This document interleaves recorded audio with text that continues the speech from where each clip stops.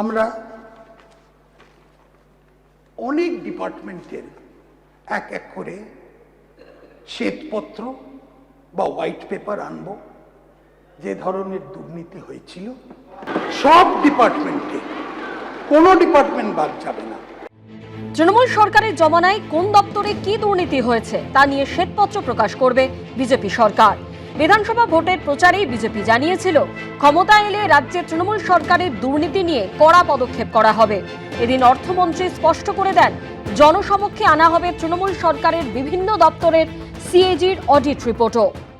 কোনো কোনো ডিপার্টমেন্ট বলবে যে তাদের কেন প্রজেক্টগুলো অর্ধ সম্পূর্ণ হয়ে পড়ে চলল, কোনো কোনো ডিপার্টমেন্ট বলবে যে তাদের রিক্রুটমেন্টের মধ্যে এত দুর্নীতি কেন হয়েছিল।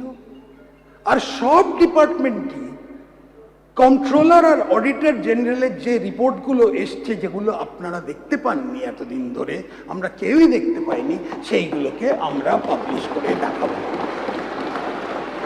পাশাপাশি বৃহস্পতিবার বিধানসভায় জবাবি ভাষণে অর্থমন্ত্রী স্বপন দাশগুপ্ত ঘোষণা করেন, রাজ্য সরকারের সাহায্যপ্রাপ্ত কলেজে চুক্তিভিত্তিক শিক্ষক ও বৃত্তিমূলক বিষয়ে শিক্ষকদের বেতন 2000 টাকা বৃদ্ধি করা হবে।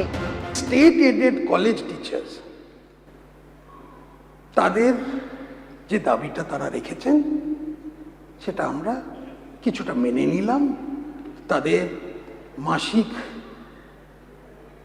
রেমিউনারেশন 2000 টাকা বাড়িয়ে দেওয়ার ঘোষণা আমি করছি।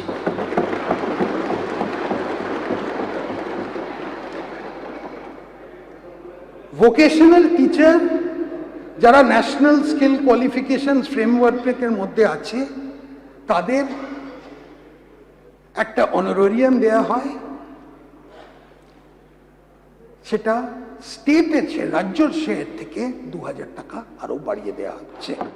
রাজ্যে নতুন কয়েকটি কলেজ তৈরির কথাও এদিন বিধানসভায় ঘোষণা করেন অর্থমন্ত্রী।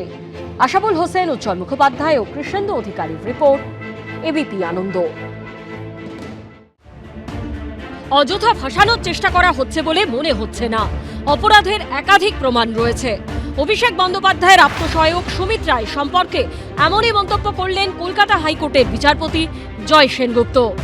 শালবনীর একটি জমি জালিয়াতি ও প্রতারণা তদন্তে খড়গপুর থেকে গ্রেপ্তার করা হয় মেদিনীপুরের প্রাক্তন তৃণমূল বিধায়ক সুজয় হাজরাকে। অভিযোগ ওঠে, শালবনী ও মেদিনীপুর ব্লকের প্রায় 300 একর সরকারি জমি জালিয়াতি করে বিক্রি করা হচ্ছিল। সেই মামলায় নাম জড়ায় অভিষেক বন্দ্যোপাধ্যায়ের আত্মসহায়ক সুমিত রায়। ইতিমধ্যে তার বিরুদ্ধে জারি করা হয়েছে গ্রেপ্তারি পরোয়ানা। লুকআউট সার্কুলার জারি করেছে সিআইডি। যদিও এখনো অভিষেক বন্দ্যোপাধ্যায়ের আত্মসহায়ককে ঠিকই খুঁজে পায়নি পুলিশ বা সিআইডি। এই পরিস্থিতিতে হাইকোর্টে আগাম জামিনের আবেদন করেছিলেন সুমিত রায়। সেই মামলারই শুনানি বৃহস্পতিবার হয় বিচারপতি জয় সেনগুপ্তর এজলাসে। বিচারপতি বলেন, সুমিত রায়কে অযথা ফাঁসানোর চেষ্টা করা হচ্ছে বলে মনে হচ্ছে না। তার বিরুদ্ধে একাধিক প্রমাণ রয়েছে। জাল স্ট্যাম্প, ডিড, দলিল পাওয়া গেছে। স্থানীয় এজেন্টরা টাকা তুলে সুমিত রায়ের মাধ্যমে পাঠিয়েছে বলে অভিযোগ। একথা শুনে সুমিত রায়ের আইনজীবী বলেন, তিনি তদন্তে সহযোগিতা করতে চান। ব্যাংক অ্যাকাউন্ট সহ সব নথি আদালতে পেশ করতে চান। বিচারপতি বলেন, অভিযুক্তের হলফনামার ভিত্তিতে যদি তদন্ত করতে হয় তাহলে তো হয়ে গেল। তিনি বলেন, ব্যাংক অ্যাকাউন্টের বাইরে থাকা সম্পত্তি সম্পর্কে জানতে গেলে তো পুলিশকে জিজ্ঞাসাবাদ করতেই হবে। এই সুমিত রায়ের খোঁজেই 12ই জুন গভীর রাতে অভিষেক বন্দ্যোপাধ্যায়ের কালীঘাট রোডের বাড়িতে পৌঁছে যায় শালবনী থানার পুলিশ। রাত 2টো থেকে সকাল 6টা, প্রায় 4 ঘন্টা বাড়ির বাইরে অপেক্ষা করতে হয় তাদের। পরের দিন সকাল 6টা নাগাদ তালা ভেঙে বাড়ির ভেতরে ঢোকে পুলিশ। প্রায় 1.5 ঘন্টা সেখানে তল্লাশি চালিয়েও খোঁজ মেলেনি অভিষেক বন্দ্যোপাধ্যায়ের আত্মসহায়ক সুমিত রায়।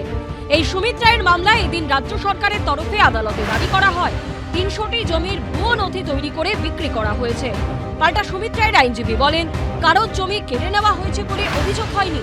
বিচারপতি তখন প্রশ্ন করেন, কোনো অপরাধ দেখতে পেলে অভিযোগ জানাতে পারবো না? সোমবার এই মামলার ফের শুনানি। সৌভিক মজুমদারের রিপোর্ট, এবিপি আনন্দ, কলকাতা। এবিপি আনন্দ এগিয়ে থাকে, এগিয়ে রাখে।